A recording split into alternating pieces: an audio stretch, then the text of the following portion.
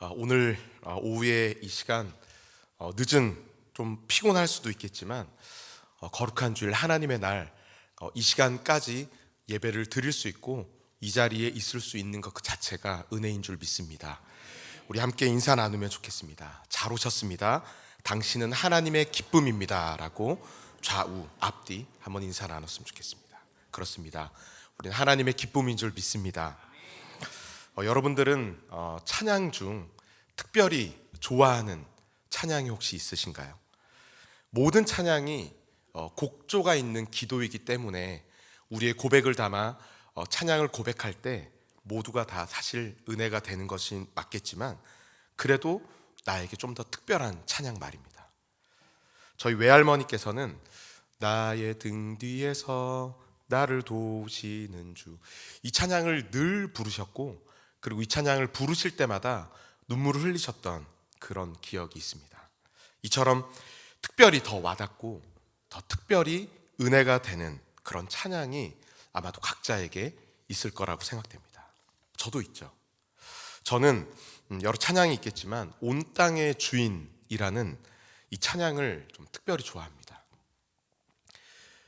온 땅의 주인 되신 주님이 내 이름 아시며, 힘들게 불렀는데 전혀 공감이 되지 않는 그런 분위기죠. 그런데 중간에 이런 가사가 나옵니다. 나는 오늘 피었다 지는 이름 없는 꽃과 같네. 바다에 이는 파도와도 같고 안개와도 같지만 주는 나를 붙드시고 부르짖음 들으시며 날 귀하다 하시네. 이 찬양을 부를 때마다 하나님을 특별히 만나고 경험했던 그때, 그리고 그곳, 그 장소가 떠오르면서 가슴 찡한 울림과 함께 저에게는 더 큰 은혜로 다가오는 찬양이 바로 이 찬양입니다.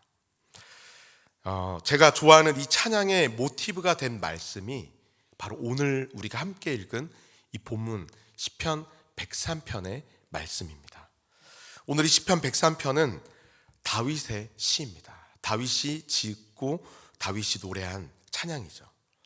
비록 다윗이 이 시를 언제 지었는지, 그리고 그가 어떤 상황 가운데 이 시를 기록했는지는 정확하게는 알 수 없지만 확실한 것 한 가지는 다윗은 지금 온 마음과 자신의 모든 것을 다해서 하나님 아버지의 그 신실하신 사랑을, 영원하고 끝이 없는 하나님의 은혜를 노래하고 송축하고 있다라는 것입니다.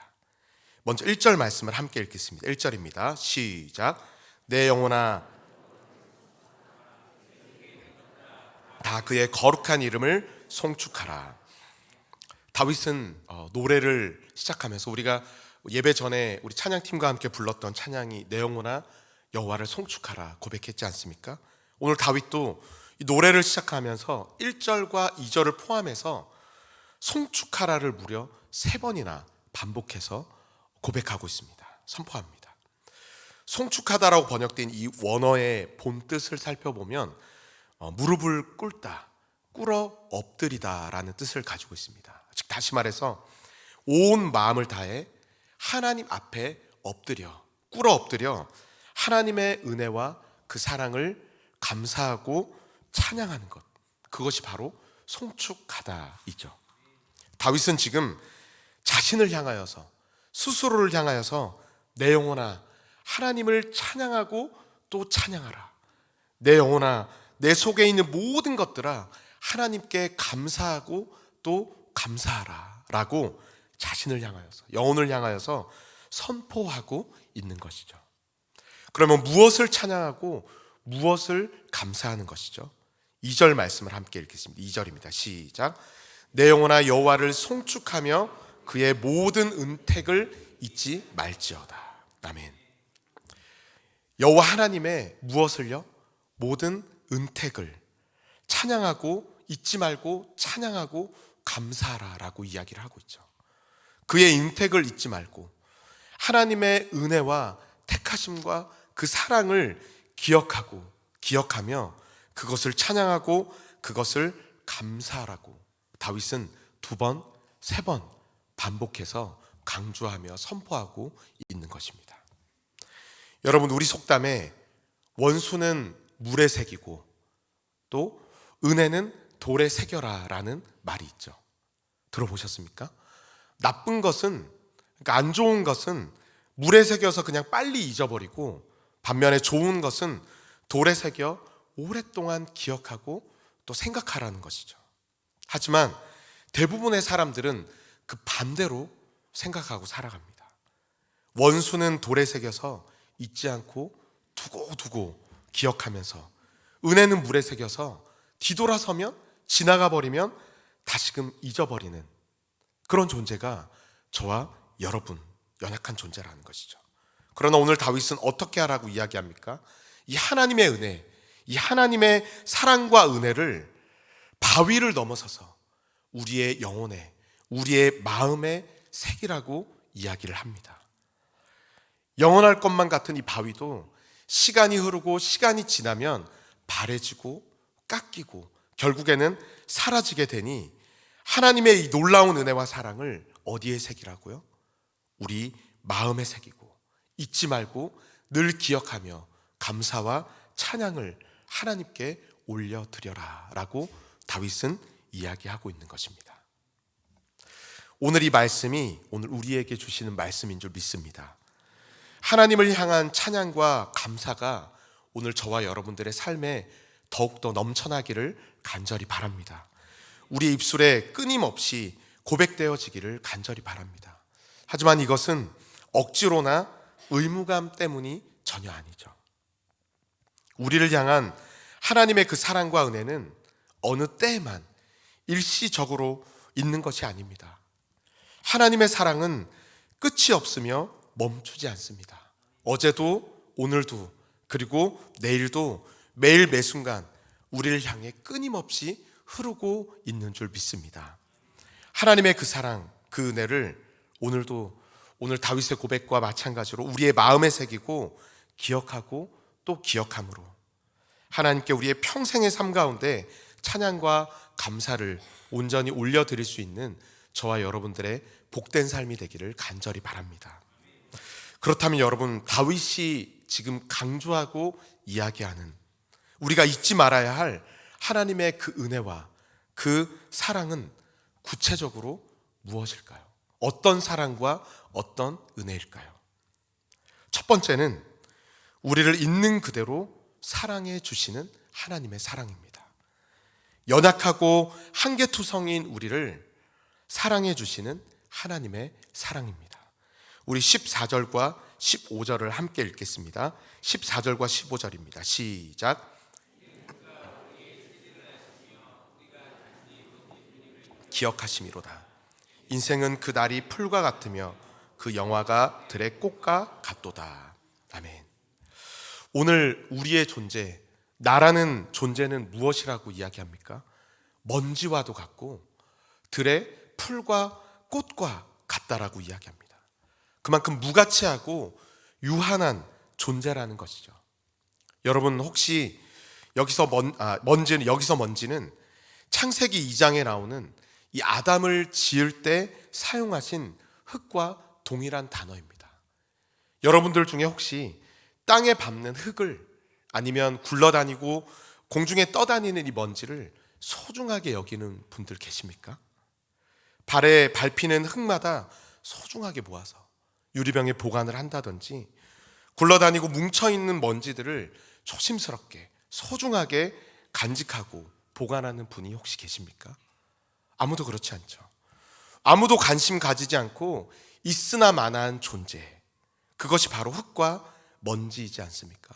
그런데 하나님께서는 그런 흙과 같은 우리를, 먼지와도 같은 우리를 하나님께서는 기억하시고 그런 우리를 사랑해 주신다라는 사실입니다. 그뿐만이 아니죠. 우리는 무가치한 먼지일 뿐만 아니라 길가의 풀과 같고 들에 핀 꽃과 같습니다. 방금 있었지만 바람이 지나가거나 뭐가 휩쓸고 지나가면 아무도 모르게 흔적도 없이 사라져버리고 마는, 시들어버리고 마는 작고 작은 풀과 꽃과 같다라고 이야기합니다. 여러분, 아무리 아름다운 꽃을 잘 이렇게 다듬어서 꽃병에 아무리 예쁘게 담아도 한 주, 두 주가 지나게 되면 어떻게 됩니까? 시들게 됩니다. 한 주, 두 주 후면 처치 곤란이 되어서 휴지통에 버려지게 되는 것이죠. 영원하신 하나님 앞에서 저와 여러분들은 우리는 찰나이고 순간일 뿐이라는 것입니다. 이처럼 오늘 잠시 있다가 사라져버리는 그러한 유한한 존재인 우리를 영원하신 하나님께서 그런 우리를 기억해 주시고 그런 우리를 소중하게 여겨주시며 그런 우리를 기뻐하시고 사랑해 주시는 분이 우리 하나님 아버지인 줄 믿습니다. 다윗이 잊지 말고 찬양하고 감사하는 하나님의 은혜 두 번째는 무엇입니까? 그것은 우리의 죄를 기억하지 않으시고 우리를 용서해 주시는 하나님의 사랑입니다. 다윗은 그 사랑을 노래하고 있는 것이죠. 13절에 동이 서에서 먼 것 같이 우리의 죄를 멀리 옮기셨다라고 다윗은 고백합니다.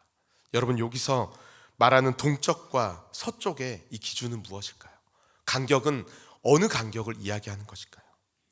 우리나라를 기준으로 했을 때 저기 동쪽 끝에 강릉, 서초에서 서쪽의 태안까지를 이야기하는 것일까요? 아니면 지구를 기준으로 끝에서 끝을 이야기하는 것일까요? 아닙니다. 무한대를 이야기하는 것입니다. 우주의 끝. 현재의 과학으로 우주의 크기를 현재의 과학으로는 465억 광년이라고 이야기합니다.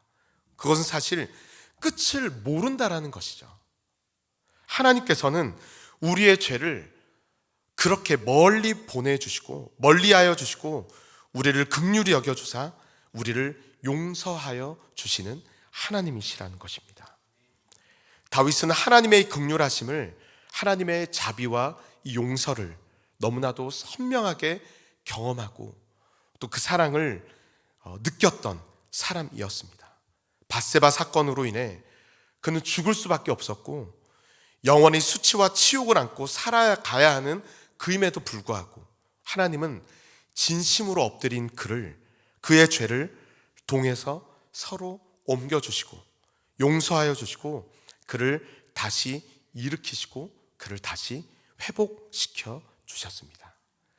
이처럼 하나님의 용서를 경험했던 다윗이기에 그는 지금 그 은혜를 기억하고 그 은혜를 다시 한번 떠올리면서 그 은혜를 기억하고 감사하고 평생 찬양하라 라고 선포하며 나아가고 있는 것입니다. 다윗이 오늘 찬양하고 노래하는 이 하나님의 이 사랑에 대해서 하나님의 아들이시며 하나님이신, 동시에 하나님이신 예수님께서 누가복음 15장 말씀에서 그 사랑을 구체적으로 예를 들어 비유를 들어 말씀해 주십니다. 누가복음 15장에는 예수님의 이야기, 비유 세 가지가 담겨져 있죠. 기록되어져 있습니다. 첫째는 잃어버린 한 마리 양을 찾아 떠나는 목자의 이야기가 담겨져 있고, 둘째는 10개의 동전, 드라크마 가운데 잃어버린 하나의 동전을 찾기 위해 온 집을 헤집는 한 여인의 모습이 기록되어져 있습니다. 그리고 마지막은 떠나간 이 아들이 돌아오기를 애타게 기다리고 또 기다리는 아버지의 모습이 기록되어져 있습니다. 여러분, 이 세 가지 이야기에 공통점이 있습니다. 그것은 무엇입니까? 아무런 가치도 없고 의미도 없는 작고 작은 것을 끝까지 찾고 기다린다는 것입니다. 누가요? 그 주인이, 누가요? 그 아버지가 끝까지 찾고 기다리고 포기하지 않는다는 것입니다. 우리를 향한, 오늘 저와 여러분들을 향한 하나님의 사랑을 이야기하는 줄 믿습니다. 그 누군가 찾지 않으면 영원히 잊혀져 버리고 말, 한 마리의 작은 양, 작은 동전과 같은 우리를 하나님은 잊지 않으시고 끝까지 찾으시고 끝까지 소유하시는 하나님이십니다. 용서가 없이는 다시 돌아올 수도 또 아들로 살아갈 수도 없는 그 배은망덕한 아들과 같은 우리를, 저와 여러분들을 하나님은 잊지 않으시고 용서하여 주시고 회복시켜 주시고 아들의 거룩한 옷을 입혀주시는 분이 하나님 아버지이십니다. 여러분, 오늘 우리를 향한, 나를 향한 하나님의 사랑입니다. 먼지와도 같고 들에 핀 풀과 꽃과 같으며 보잘것없는 한 마리 양과 같고 작은 동정과 같은 우리, 아버지를 배신하고 떠난 아들과 같은 우리를, 그런 우리를 구원하시기 위해서 하나님의 아들이시자 하나님이신 그분께서 하늘 보좌의 모든 영광과 존귀와 찬양을 뒤로 하고 우리의 인생 속으로 뛰어와 주셨습니다. 뛰어 들어와 주신 것입니다. 잃어버렸으나 잊혀지지 않는 우리, 이것이 여러분 은혜이지 않습니까? 하나님은 우리를 잊지 않으십니다. 포기하지 않으십니다. 끝까지 나를 찾으십니다. 끝까지 나를 붙잡아 주십니다. 그 하나님이 지금 다윗이 찬양하는 하나님이고, 그리고 우리가 평생 기억하고 잊지 말고 찬양하고 송축해야 할 나의 하나님이신 줄 믿습니다. 우리가 처음 나누었던 이 온 땅의 주인이라는 이 찬양의 가사를 직역하면 이렇습니다. 화면을 한번 띄워주시겠습니까? 나는 누구입니까? 내가 누구이기에 나의 이름을 알아주시고 나를 사랑해 주십니까? 나는 금세 시들어버리는 꽃일 뿐입니다. 오늘은 이곳에 있지만 내일이면 사라져버릴 바다에 부딪히는 파도일 뿐이고 바람에 사라지는 공기일 뿐입니다. 그럼에도 당신은 나의 기도에 귀를 기울여 주시고 나를 향해 귀하다 말씀해 주십니다. 내가 누구여서가 아니라, 내가 한 어떤 일들 때문이 아니라 오직 하나님 당신 때문입니다.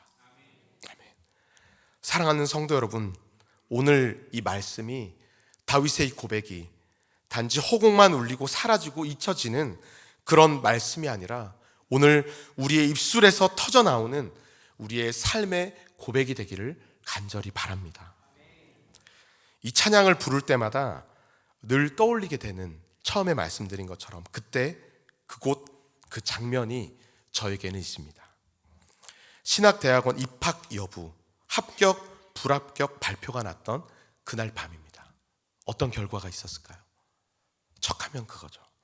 정말 최선을 다하고 열심히 준비를 했기에 불합격 결과를 받은 그날, 저는 사실 굉장히 괴로웠습니다. 어떤 분들은 그냥 한번 시험에 떨어진 것 가지고 뭐 그러냐라고 할 수 있지만, 저에게 있어서는 지금까지 열심히 수고하고 애쓰고 노력했던, 하나님 앞에서 열심히 공부했던 그 시간들이 부정되는 것 같아서 괴로웠고, 저에게 관심을 갖고 또 저를 위해 기도해 주셨던 많은 사람들을 떠올릴 때 제 자신이 부끄러웠고 굉장히 창피했습니다. 신학 공부도, 또 합격하면 결혼을 하겠다라고 했는데 저희 결혼도, 이후 목사 안수도 다 늦춰질 수밖에 없는 상황이 실망스러웠으며, 무엇보다도 하나님을 향한 섭섭한 마음과 이 원망으로 제 마음은, 제 영혼은, 제 속사람은 복잡하게 뒤엉켜 있었습니다. 그날 밤 무작정 교회로 향했습니다.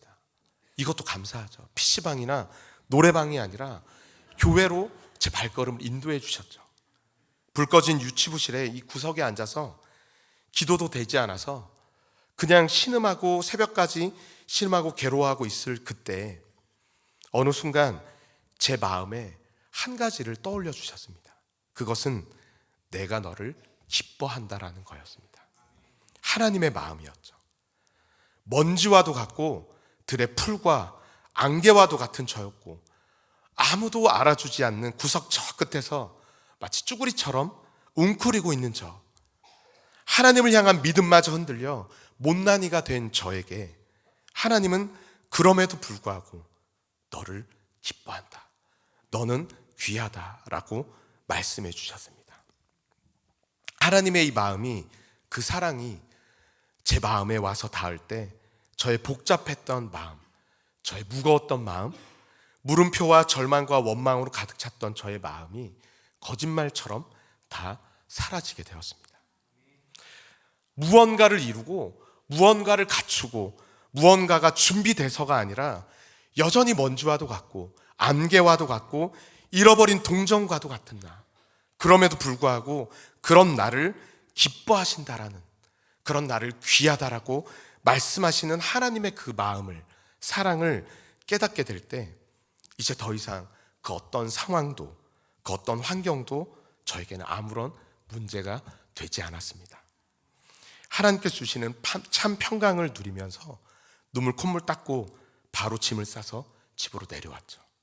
그리고 푹 잠을 잘 수 있었고, 그 이후에 또 다시 열심히 준비하고 공부해서 여전히 부족하지만 이렇게 말씀을 듣고 여러분과 함께 나눌 수 있는 자로 하나님께서 저를 세워주셨습니다.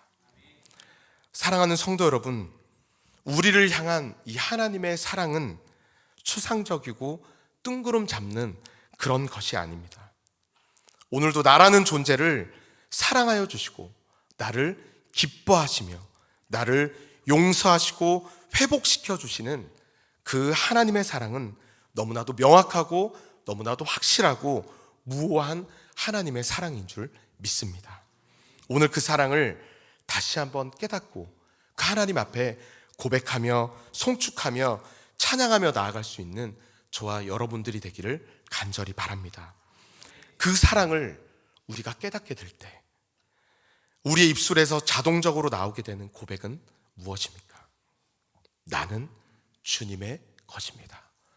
나를 소유 삼아 주시고 나를 하나님의 것으로 만들어 주셨기에 나는 오직 주님의 것입니다.